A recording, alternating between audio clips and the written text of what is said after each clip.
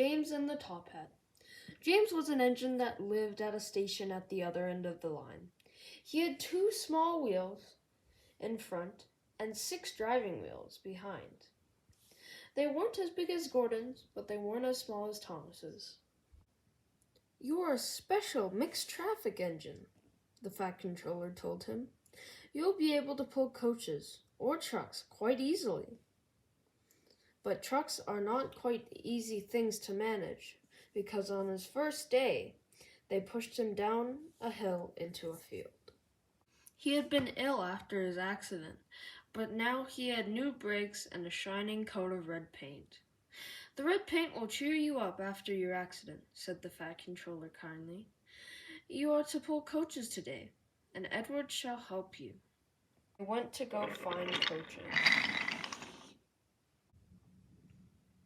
"Be careful with the coaches, James," said Edward. "They don't like being bumped. Trucks are silly and noisy. They don't need to be bumped and taught to behave. But coaches get cross and will pay you out." They took the coaches to the platform and were both coupled to the front. The Fat Controller, the little boys, and the station master admired James's shining rods and red paint. James was pleased. "I'm a really splendid engine," he thought, and suddenly let off steam. Whoosh! The Fat Controller, the station master, and the guard all jumped, and a shower of water fell onto the Fat Controller's nice new Tophat. Just then, the whistle blew, and James thought they had better go, so they went.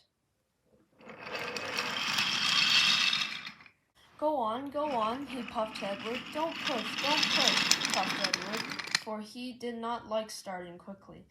Don't go so fast, grumbled the coaches, but James did not listen. He wanted to run away before the Fat Controller could call him back. He didn't even want to stop at the first station, but Edward tried hard to stop. But the first 2 coaches were beyond the platform when they stopped, so they had to go back and let the passengers get out. Lots of people came to look at James, and no one seemed to know about the Fat Controller's Tophat. James felt happier. Presently, they came to the junction where Thomas was waiting. "Hello, James," said Thomas kindly. "Feel any better?" "That's all right. Ah, that's my guard's whistle. I must go. Sorry I can't stop and talk. I don't know what the Fat Controller would do without me running this branch line." And he puffed off importantly with his 2 branch line coaches into a tunnel. Leaving the junction, they passed the field where James has had his accident. The fence was mended and the cows were put back again.